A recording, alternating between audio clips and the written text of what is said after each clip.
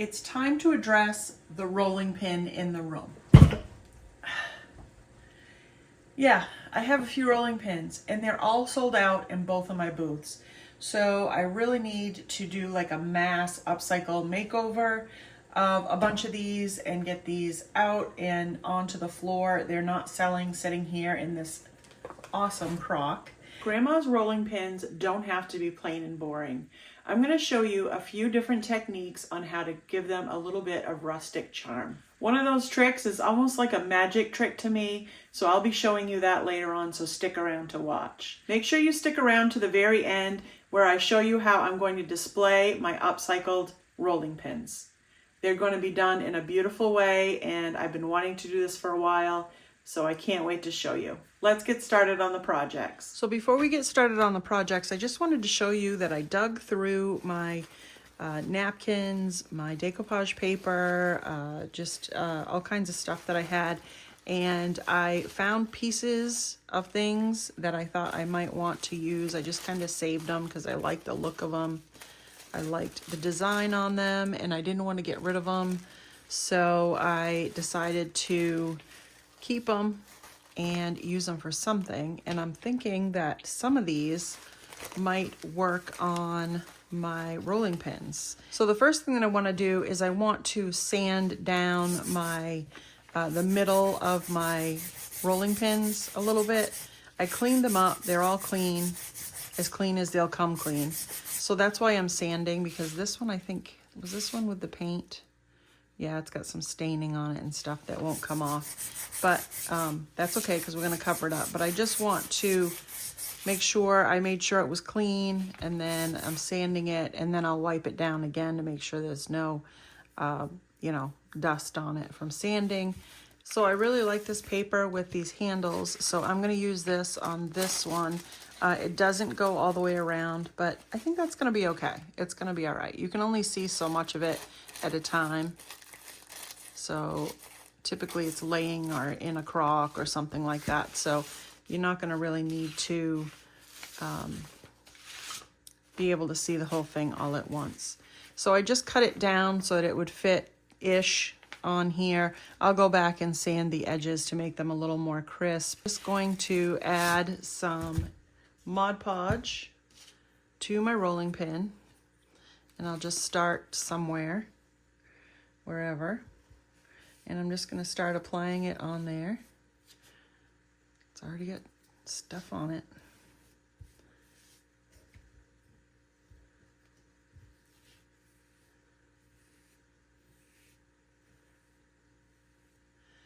I want to make sure I go all the way to the edges. Okay. And I'm just going to grab one end of it and just start going. I just want to make sure that it's going to go on there straight and that I have enough paper to go all the way to the edge.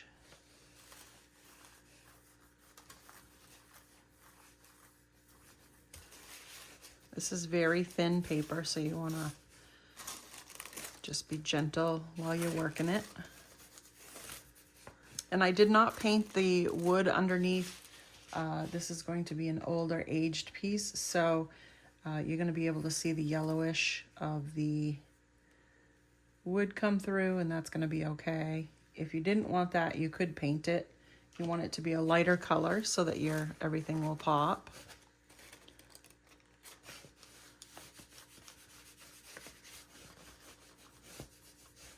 All right, and then we're gonna set that aside to dry for a little bit. I decided, because I had extra of the paper, I just cut a little strip of it, and I am going to fill this in. It's not gonna completely match because I don't want to waste the paper in case I want to use it again on another rolling pin.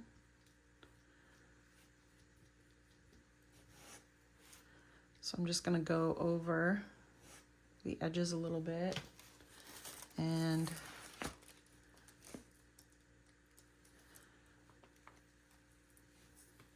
cover that piece up.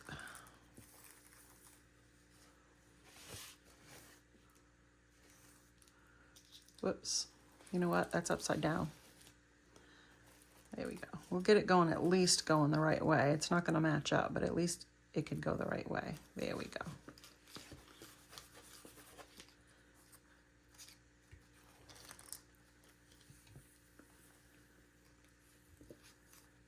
Now I'm gonna go over the whole top of it once the bottom underneath is dry with more Mod Podge. We're gonna seal this in so that it stays on there and it's easy to clean. And then we also can distress it and have it not be too dark. So I'm just gonna go around and put this layer on to seal it in.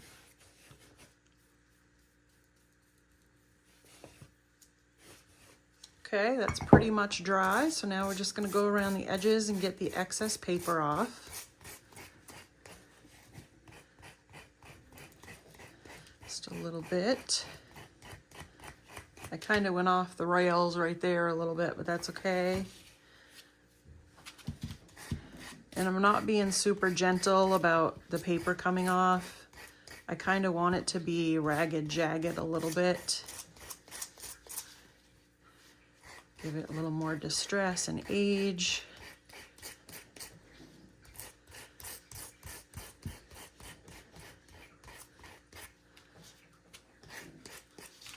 So I'm like going on top of the paper just a little bit when I pull it off so that it will kind of take a little bit of that off there.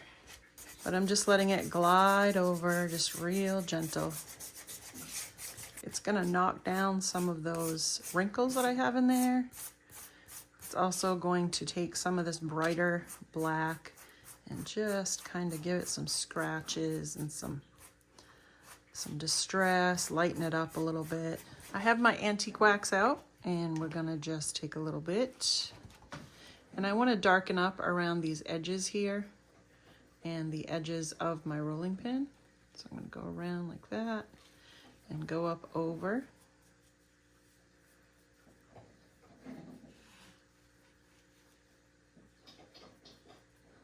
Like so. And I'm just gonna take my little trusty rag here and just wipe it back. I did go a little extra sanding on the edges so it would show a little more of the rolling pin. I wanted to break up the black a little bit so that there was just a little bit of a separation between the black handle and the black of this. So I just thought it would give it a nice, another layer, which I thought would be good. I like that with the wood showing up there. And I usually do this part as like a test. So the edges are a test to see if I like it.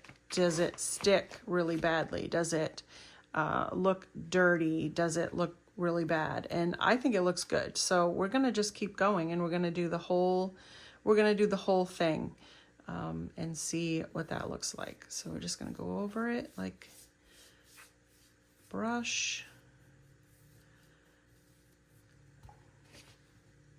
And then we're gonna wipe it back. Oh yeah. That is giving it that aged look. Ooh, yeah. I really like that a lot.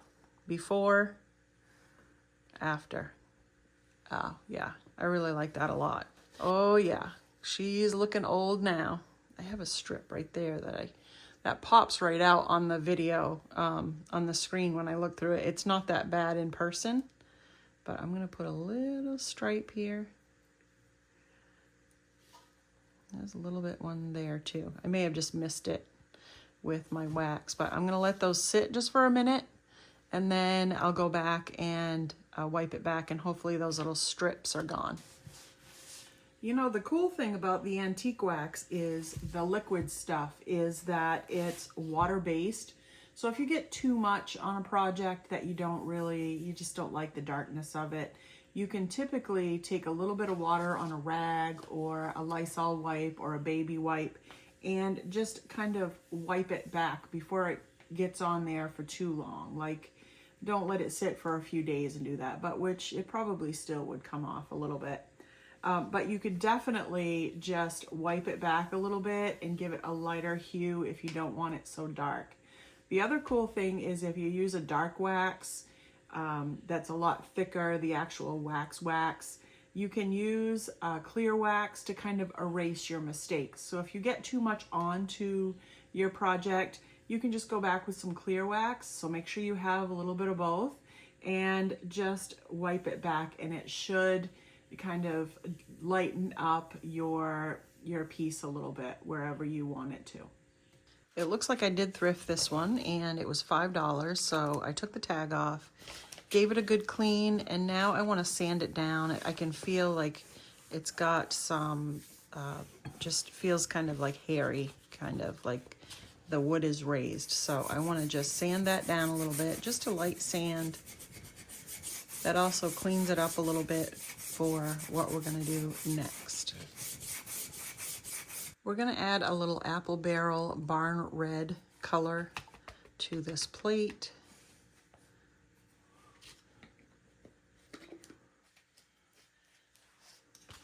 And I have my roller here and a whole page of stamps. These are the IOD Birds and Bees stamps.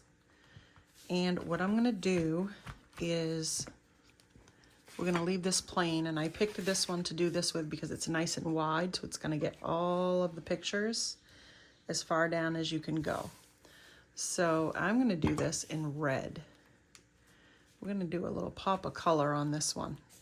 So what I do, I keep touching that bee that doesn't want to stick down. What I do is I take my roller and I roll it onto my plate. And then I'm going to roll it onto my sheet of stamp.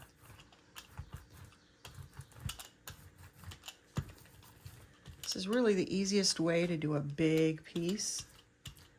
Leave it right on the pad, right on the backing, and roll it on.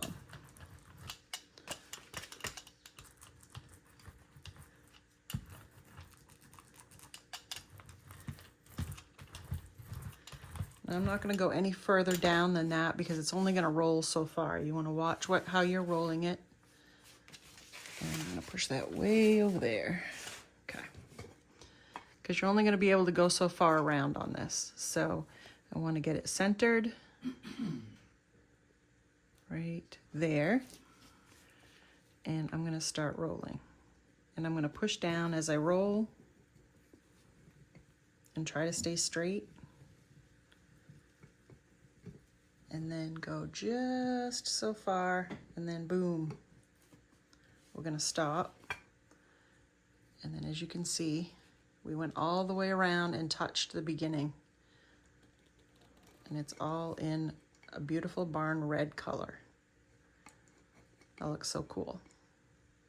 Now we need to let that dry, and then we can go on to the next step. Now I'm gonna use the paint in my plate here, and I'm gonna do the handles in the same red color.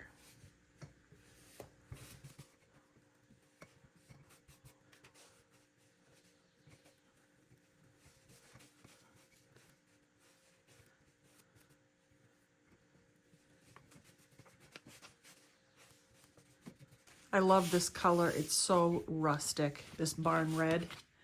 So it's all dry. I've done 2 coats. So now I'm just gonna go around the edges and anywhere I think will look good, and I'm gonna distress it here and there.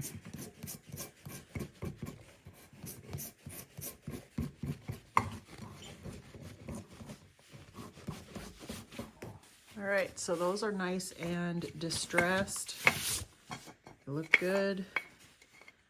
I like that. All right, then we're gonna go in with our secret sauce. I'm gonna put that on the handles, and we're gonna put it on here as well. I'm gonna do it on the end. I don't have it sealed, so I want to be careful about putting it on the top yet.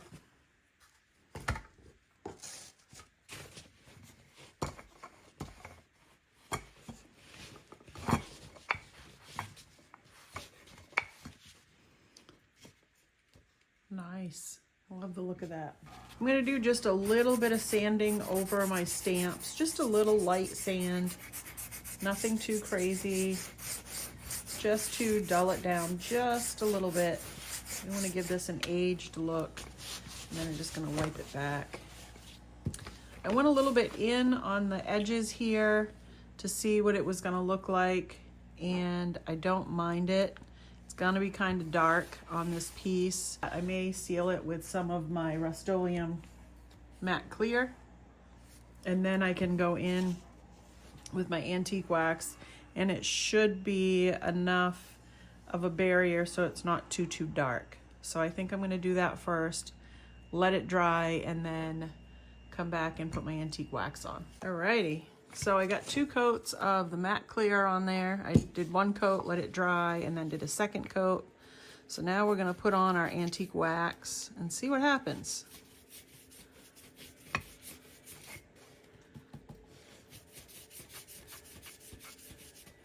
Actually could add a little bit of water so we could spread it around a little bit, make it a little thinner.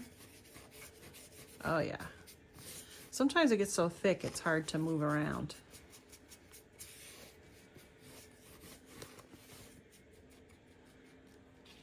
That looks much better.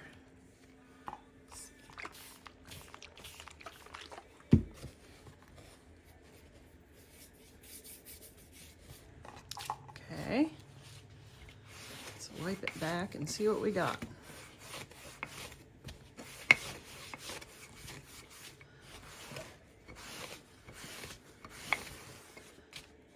There, that looks good.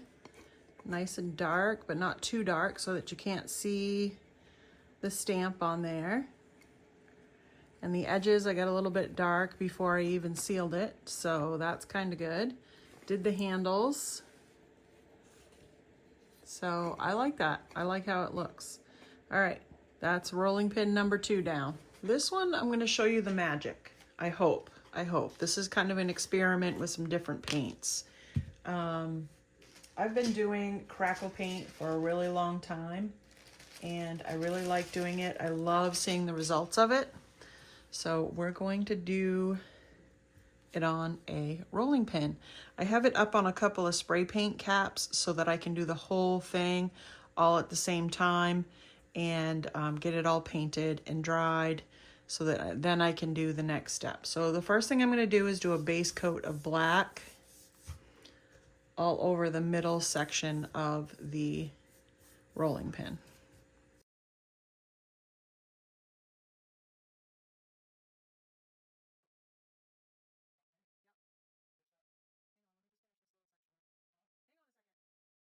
The next step is going to be using some glue. Elmer's glue, Mod Podge, you could use wood glue, any kind of glue. This is an old Elmer's glue bottle that I've had for a while. So we're going to paint the Elmer's glue on to the rolling pin.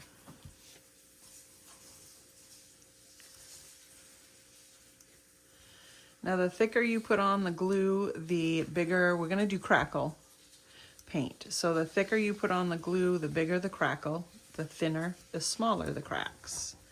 I like to get a nice in-between, little bit of both on my piece.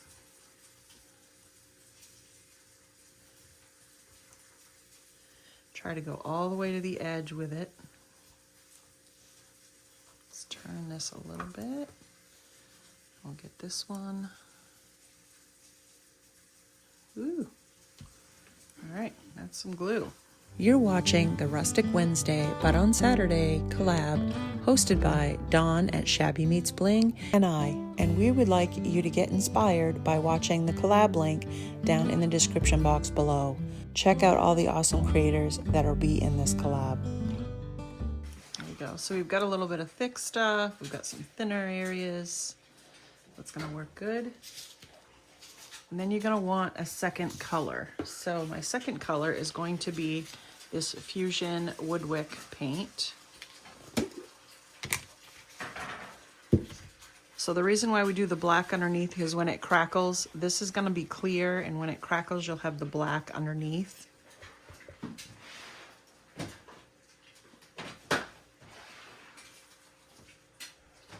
You don't want to overwork your paint either. You want to try and minimize how many strokes you put on.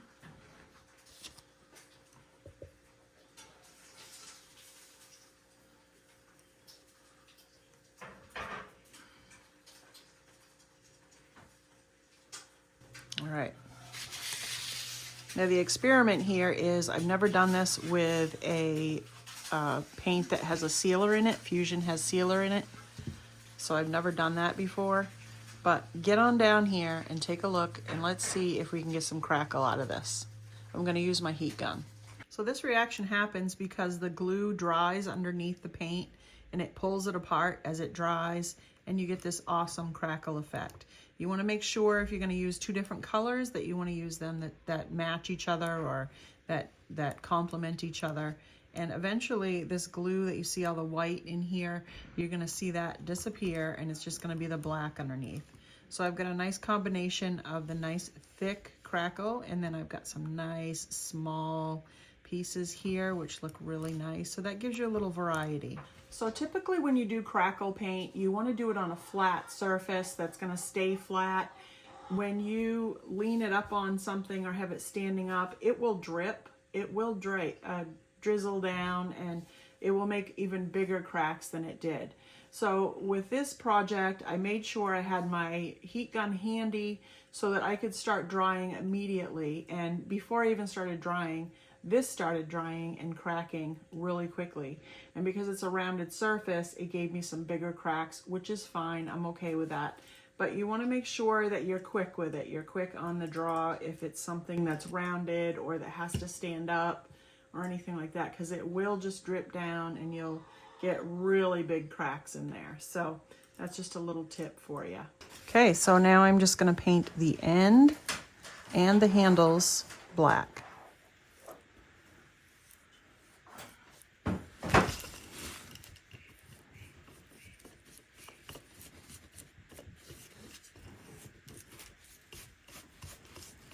I did sand the handles down a little bit. They were a little shiny because I want the paint to stick. So I did sand those down just a little. And I have the On the Farm transfer. It's got a horse, truck, cotton, the rooster, sheep, and pig with the cow. It's got all those different things on there. And I haven't used this at all, so I have all of these on here. So I thought one of these might look good. I like the Fresh and Local. That might look good on there. And then I could put a couple of chickens. Let's see what else we have. Oh, this one's good. The Farmer's Market with the chicken. That'd be a pretty big one. And there's a green Welcome to the Farm. I like the little chickens down here. These are nice too. Chicken Farm, organic product. I love this. I gotta find something to put that on. This one might be a good one. Put right on there. I think maybe we'll do that one.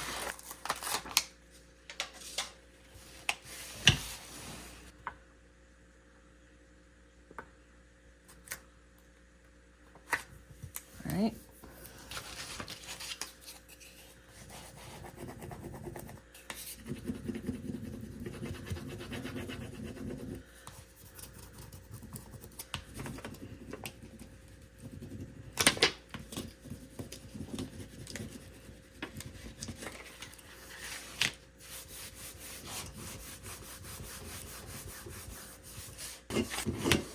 The ends here.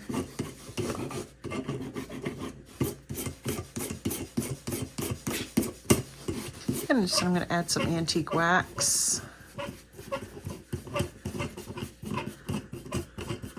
And wipe it back.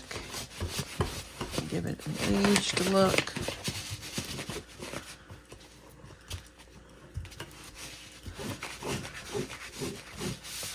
And I'm also gonna do the label, the sticker, or the middle, and over the sticker.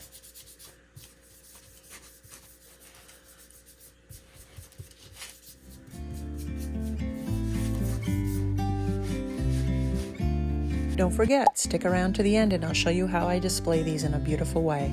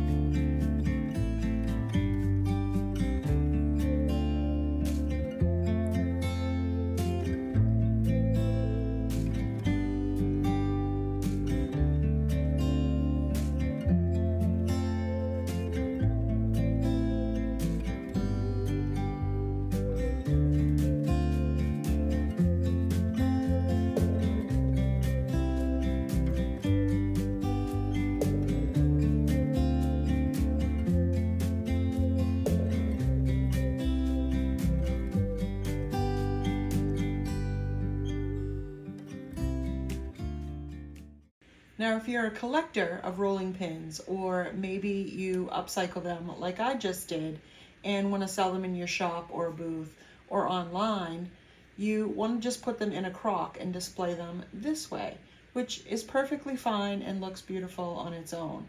But I saw a picture on Pinterest that I really thought was beautiful and I wanted to try it. So I took a trip to Hobby Lobby and picked up some greenery, and I'm going to put that in my crock and see if I can make that look beautiful. So I started by adding some packing, or I have some towels in there, or you could use paper, whatever you have extra that you want to stick down in there and kind of get these guys to stand up a little bit, because I don't want them hiding in the crock. Then get your favorite greenery, whatever you might like. I picked all of these up at Hobby Lobby, and I got this really beautiful spray that I thought would look great in the middle. So we're going to put that in first. And just put it down in here. Maybe there we go. Down in there. You can see the rolling pins from all sides. Then I have greenery that's going to drape over the edge, and I cut it all off the stalk. You don't have to do that, but I thought that would look the best. So I'm just going to take it and tuck it in amongst my rolling pins.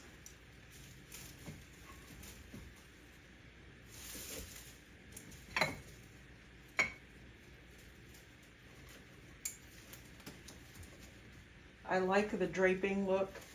And if this is on the floor, you might want to tuck this in some more so it's not draping down over the edge, or you may want it to come out onto the floor. That would look nice.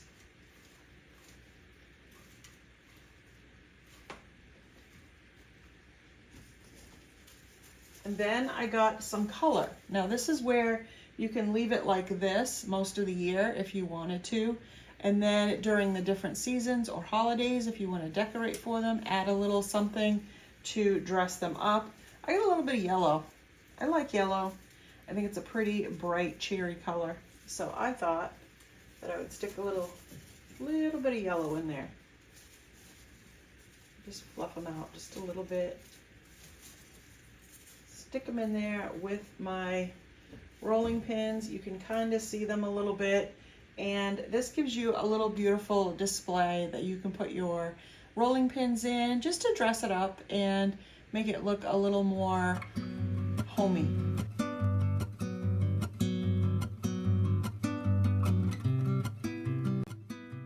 I hope you enjoyed my rolling pin makeovers and upcycles and this beautiful display at the end. Let me know down in the comments if you had a favorite and which one it was, and if maybe you're going to try that for yourself. Make sure to check out the collab link down in the description box, and don't forget to like, share, and subscribe. Check out this video on your screen. I know you're going to love it. Thanks for watching.